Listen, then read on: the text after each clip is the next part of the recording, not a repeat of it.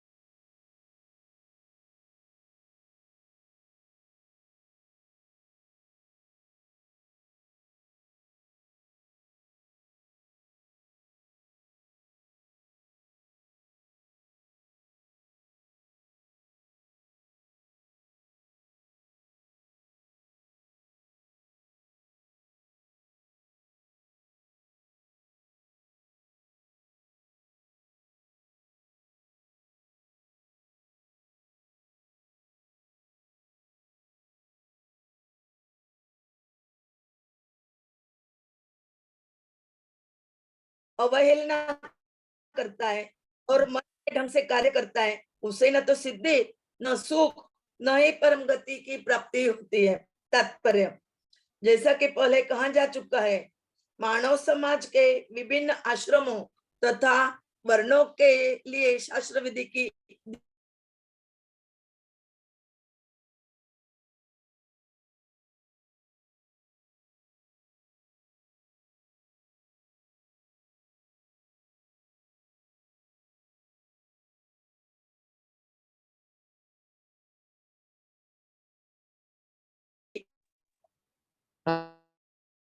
Anna thank you so much. Okay, welcome.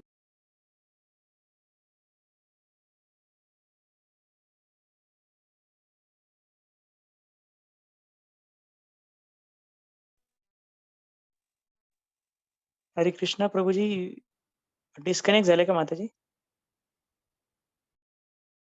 एक minute प्रभू जी, रिजॉइन करतोय।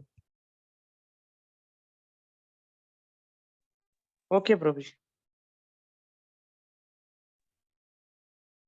जीवन को ले जाने वाले विधानों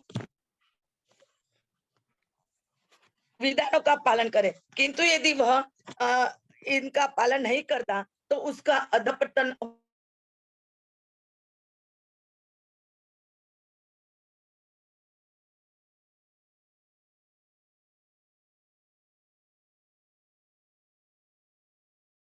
और यदि वह ईश्वर के अस्तित्व को मान भी ले, किंतु यदि वह भगवान की सेवा नहीं करता तो भी उसके प्रयास निष्फल हो जाते।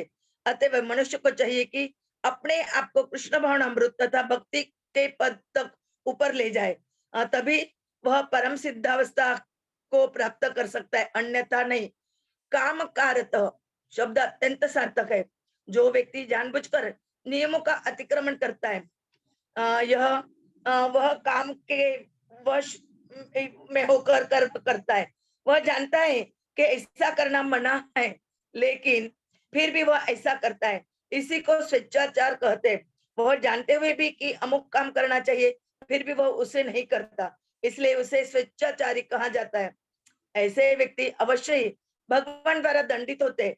ऐसे व्यक्तियों को मनुष्य जीवन की सिद्धि प्राप्त नहीं हो पाती। मनुष्य जीवन तो अपने आप को शुद्ध मानने के लिए, किंतु जो व्यक्ति विधि विधानों का पालन नहीं करता, वह अपने को न तो शुद्ध बना सकता है, न ही वास्तविक सुख प्राप्त कर सकता है। ओम अज्ञानतिमिरन्धस्य ज्ञानाञ्जनशलाकया चक्षुरुन्मीलितं येन तस्मै श्री गुरवे नमः। श्री चैतन्य मनोभीष्टं स्थापितं येन भूतले स्वयं रूप कदा मह्यं ददाति स्वपदान्तिकं।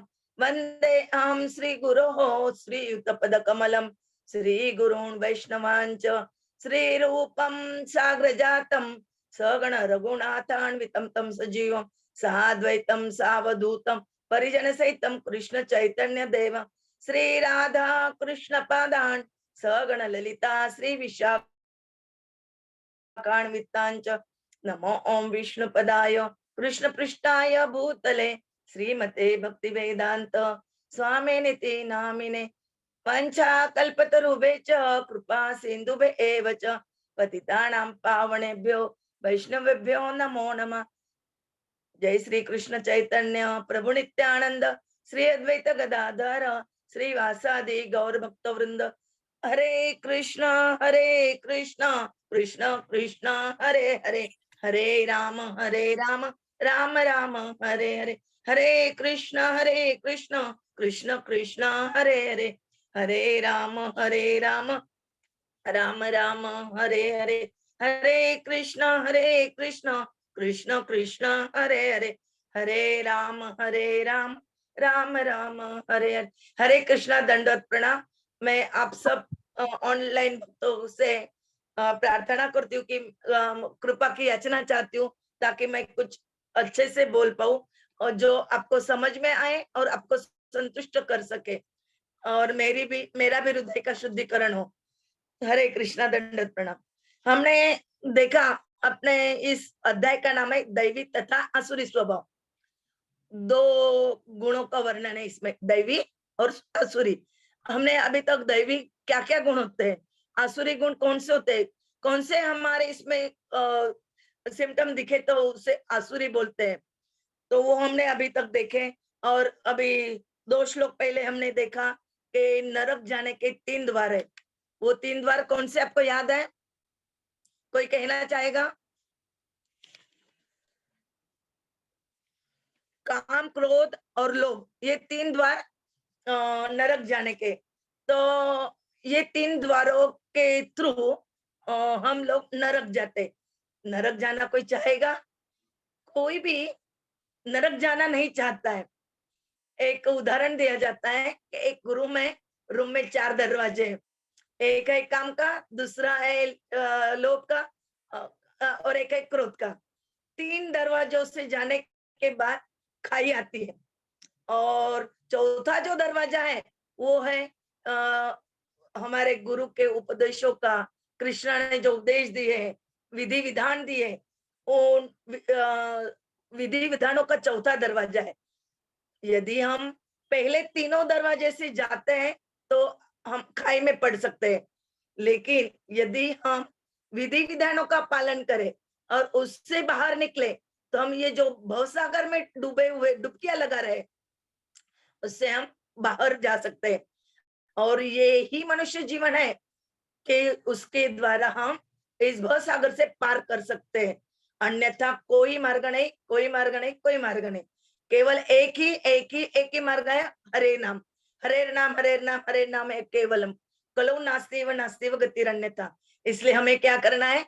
हरे कृष्ण कृष्ण कृष्ण हरे हरे, हरे राम राम राम हरे हरे। इनका जप करना है। जब करते करते हमारा हृदय का जब शुद्धिकरण होगा तब हमें सिद्धि प्राप्त होगी। सिद्धि प्राप्त होना यानी क्या? कि हृदय शुद्ध होना। जब हमारा हृदय शुद्ध हो जाएगा तो हम हमारे हृदय से हम ज्ञान भी प्राप्त कर सकते हैं। भगवान के विधि विधानों का पालन करके हम आगे जा सकते हैं। एक वेदों में ऐसे कहा गया है, न तो ज्ञानमृते मोक्ष न अन्य पंथा इति श्रुति ही।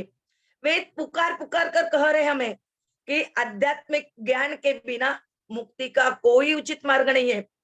और इस श्लोक में क्या बता रहे हैं? यह शास्त्र विधि उत्सृज्य, उत्सृज्य में यानी त्यागना। जो शास्त्रों में दी हुई विधि का त्याग करता है यानी पालन नहीं करता है, और वर्तते काम करते यानी मनमानी ढंग से। और जो अपने मनमानी ढंग से अभी विधान जो दिए हुए हैं हमें, अभी हमारे यदि वाहतुक नियम का हम देखें तो सिग्नल्स आते हैं, सिग्नल पर हमें रुकना रहता है। यदि हम बोले कि हमें नियम पालन ही नहीं करना है, हम जहां रुकना है वहां सीधा निकलने की कोशिश करेंगे तो क्या होगा? हम हमारे मन से कर सकते हैं क्या निकलने का काम? नहीं। जब सिग्नल हमें मिलेगा तभी हम आगे जा पाएंगे। तो यदि हम वैसा करने की कोशिश करेंगे तो वहां पुलिस खड़े ही रहते हैं हमें पकड़ने के लिए। वो हमें फाइन दे सकते, फाइन लगवा सकते हैं या कुछ भी कर सकते हैं। लेकिन यदि हम नियम का पालन करें तो सब सुविधा से अच्छी तरह से बाहर यानी ट्रांसपोर्ट अच्छे से हो सकता है। तो यहाँ पे इस श्लोक में बताया है कि यदि हम शास्त्र विधि का पालन नहीं करते और मनमानी ढंग से काम करते तो 3 चीजें होती है। कौन सी वो 3 चीजें हमें प्राप्त नहीं होती? सिद्धि प्राप्त नहीं होती, सुख प्राप्त नहीं होता और परम गति यानी परम गति जो भगवत धाम जाने, हमें जो भगवान का प्रेम प्राप्त करना है वो हमें प्राप्त नहीं होता यदि हम विधि नियमों के हिसाब से ना चले तो। इसका अर्थ यह हुआ कि शास्त्रों के विधि विधान के नियमों द्वारा उनके अनुसार कार्य करने चाहिए।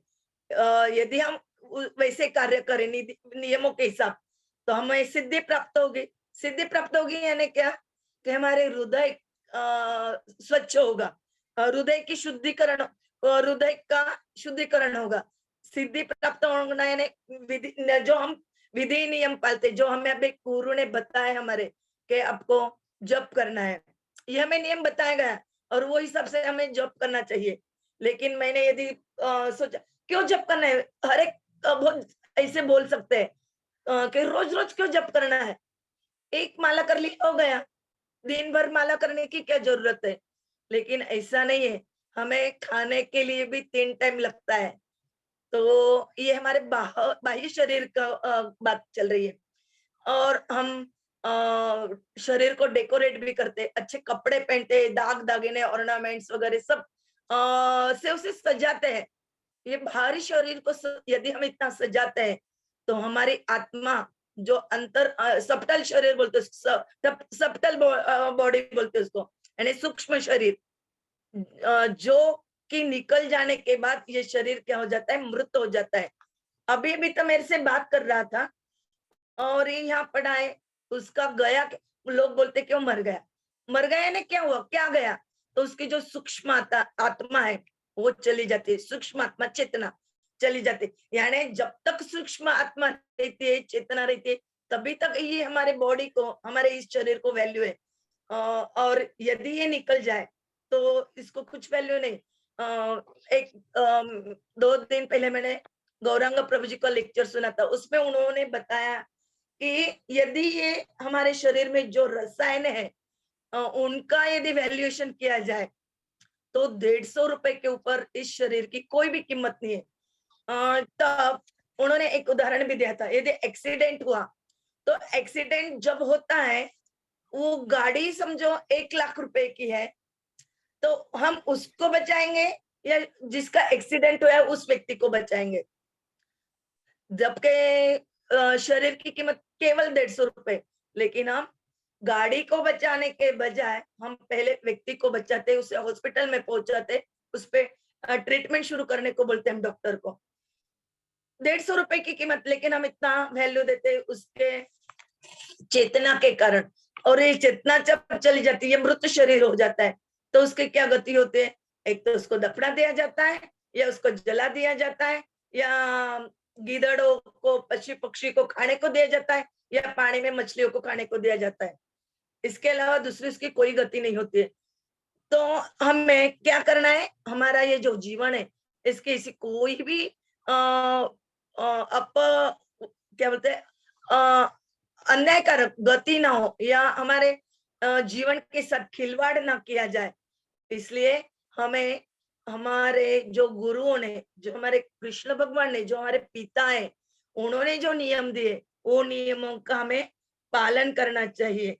पालन करना यानी नियम दिया है, मंगल आरती करो, गीता भगवत का श्रवण करो। यहाँ पे श्रीला बलदेव विद्याभूषण बताते हैं कि जो व्यक्ति ऐसा है, कौन सा व्यक्ति, जो मनमाने ढंग से कार्य करता है, उसके बारे में वो बोल रहे हैं कि वो व्यक्ति जब ये काम, क्रोध और लोभ इन तीनों का तीनों के द्वारा वश होके कार्य करता है तो वह नरक के द्वार में ही जाता है, प्रवेश करता है। और वो क्या बोलते, आश्रमों का, वर्णाश्रम का यहाँ पे वर्णन किया गया है। आश्रम और वर्णाश्रम, हमें पता है 4 आश्रम है, 4 वर्ण है। तो ऐसा नहीं कि हमें गृहस्थ है तो हमें ये छोड़ के ब्रह्मचारी बनना है या फिर वानप्रस्थ लेना है या संन्यास, नहीं। हर एक के अलग अलग विधि नियम दिए गए कि ब्रह्मचारी को क्या करना है, गृहस्थ को क्या करना है, सन्यासी को क्या करना है, वानप्रस्थ को क्या करना है, फिर क्षत्रिय, ब्राह्मण, वैश्य, शूद्र, इनके भी कार्य बताए गए। और वो जो बताए हुए कार्य के, ऐसा नहीं कि शूद्र है और वो बोलेगा कि मैं शासनाध्यक्ष बन जाऊं, तो वो पॉसिबल नहीं है, शक्य नहीं है। क्षत्रिय जो है वो अपना कार्य करे तो वो अपने पद पे आगे बढ़ते हुए भगवत धाम जा सकता है। और ब्राह्मण का कार्य पठन पाठन करे, यज्ञ यागन करे और दान दे, दान ले, इससे वो अपना जो भगवत मार्ग, भगवत प्रेम प्राप्ति का मार्ग है वो प्राप्त कर सकता है। वैसे ही गृहस्थ को भी, और वैसे ही वैश्य जो है उनका कार्य है गो पालन करना, खेती करना, और वैश्य का कार्य इन सबों की सेवा करना। सेवक यदि शासनाध्यक्ष बन जाए तो वो कैसे शासन चला सकता है, वो वैसे बन ही नहीं सकता है और कर भी नहीं सकता है। आश्रम धर्म का पालन करेगा तो काम, क्रोध, लोभ से मुक्त होगा। श्रद्धा नहीं है, समझो यहाँ पे बताया गया है कि यदि किसी को श्रद्धा नहीं है भगवान में, वो श्रद्धा नहीं है तो वो नीति नियम का पालन भी नहीं करेगा। वो पालन नहीं करेगा तो फिर वो मुक्ति के मार्ग पे कैसे जा सकता है।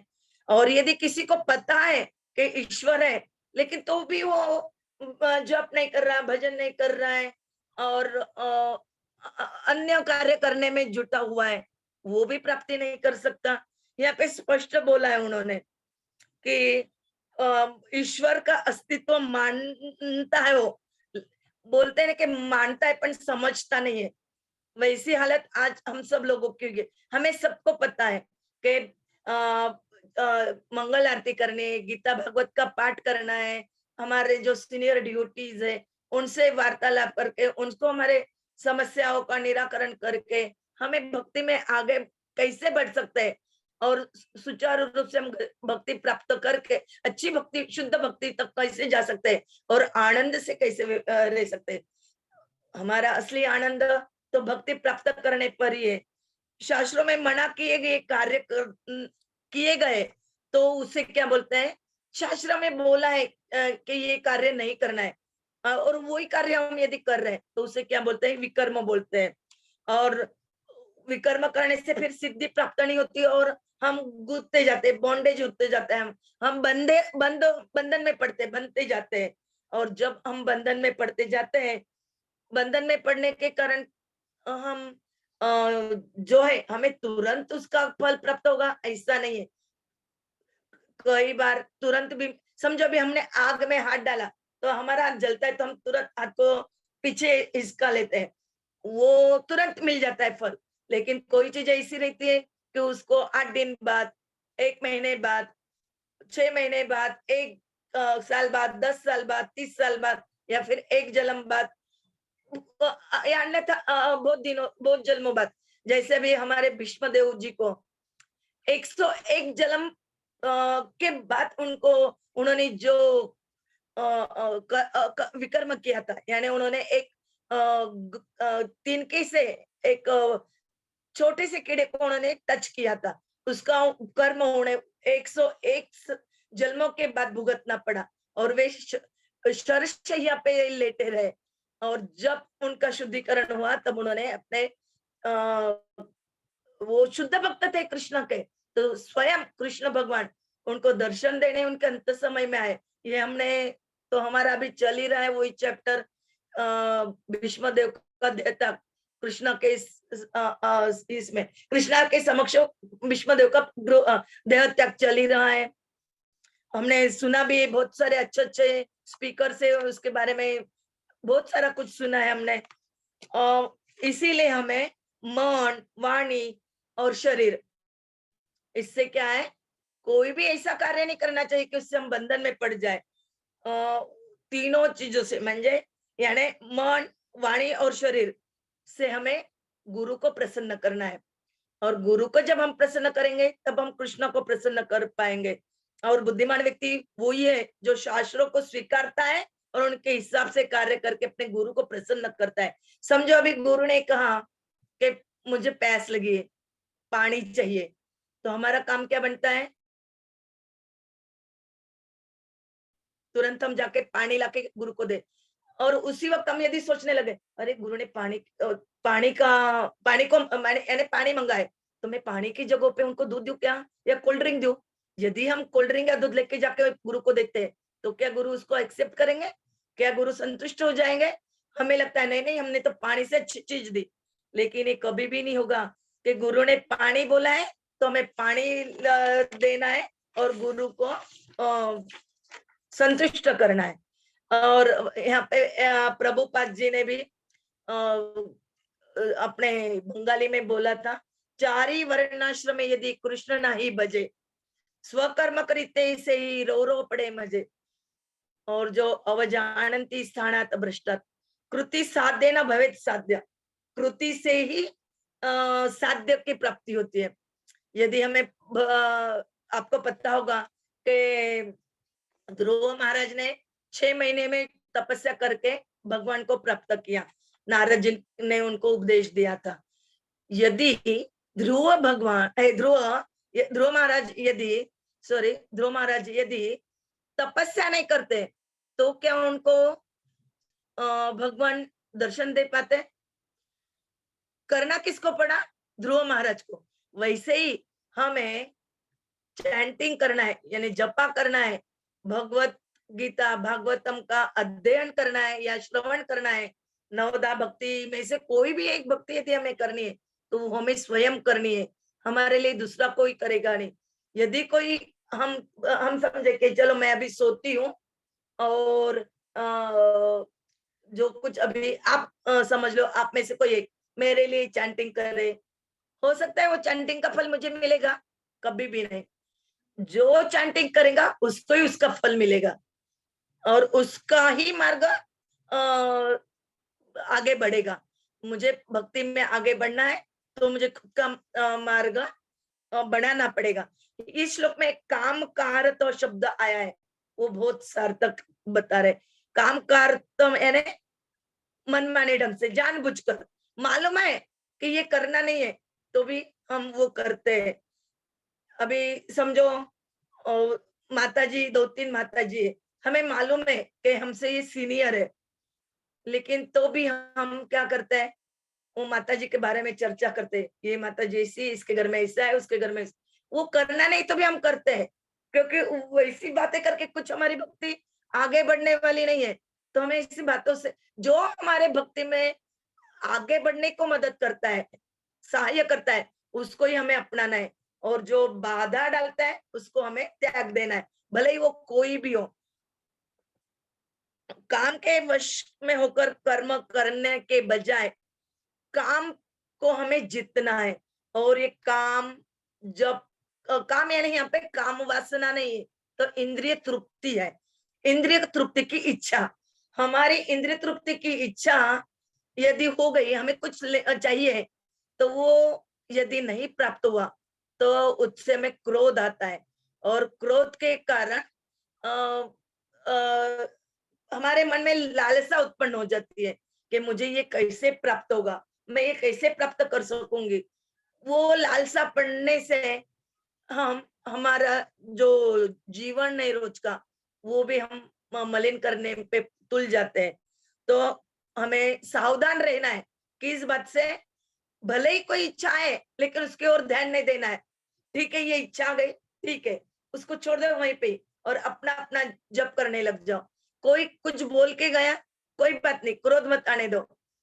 ठीक है, बोला, हाँ होगा वैसा कुछ, छोड़ दो, उसके बारे में भी चिंता मत करो।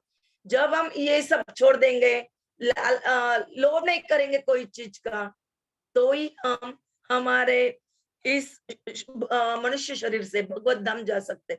यहाँ पे यानी भगवत धाम जा सकते, यानी ये शरीर से, यानी यही शरीर में हम भगवत धाम जाने की जो विधि है उसको प्राप्त कर सकते, भगवान का प्रेम प्राप्त कर सकते, और ये शरीर त्यागने के बाद हम सीधा भगवत धाम जाके भगवान की सेवा कर सकते। ऐसा नहीं है कि हम शुद्ध बन जाए और ध्रुव महाराज जैसे शरीर भगवत धाम गए, तुकाराम महाराज शरीर भक्ति करके भगवत धाम गए, वैसा सौभाग्य बहुत कम, यानी विरला जो बोलते हैं, ऐसे विरले भक्तों को ही प्राप्त होता है। हम ऐसी भक्ति कब कर पाएंगे, ऐसा हमारे इसमें अनुराग कब पैदा होगा, ये हमें सोचना है, उस पर हमें चिंतन करना है, ना कि अल्तु फालतू चीजों पे चिंतन करना है। तो हमने इसमें क्या सीखा ये श्लोक से, कि शास्त्र विधि का त्याग नहीं करना है तो उसका पालन करना है, मन माने ढंग से काम नहीं करना है तो विधि के अनुसार, उपदेशों के अनुसार, गुरु के आज्ञा के अनुसार, गुरु ने जो हमें बताया मार्ग, उस मार्ग पर चलते हुए, एक दूसरे को हेल्प करते हुए, तब हम क्या प्राप्त कर सकते हैं, सिद्धि प्राप्त कर सकते हैं, सुख प्राप्त कर सकते हैं और परम गति। ये सब होने के बाद हमें परम गति अवश्य प्राप्त होगी, इसमें कोई दोहरा नहीं है, कोई हमें वहां से हटा नहीं सकता, हम परम गति प्राप्त करेंगे, प्राप्त करेंगे, प्राप्त करेंगे। हरे कृष्णा, दंडवत प्रणाम। वांछा कल्पतरुभ्यश्च कृपा सिंधुभ्येव च पतितानां पावनेभ्यो वैष्णवेभ्यो नमो नमः। हरे कृष्णा माता जी, थैंक यू वेरी मच। आपने बहुत ही अच्छे तरह से आत्मा श्रेयस और कैसे हम परम गति को प्राप्त करें, उसका तरीका कैसे होगा, बहुत अच्छे से समझाया, उसके लिए बहुत बहुत धन्यवाद। We would like to thank you by loudly chanting Hare Krishna Mahamantra once.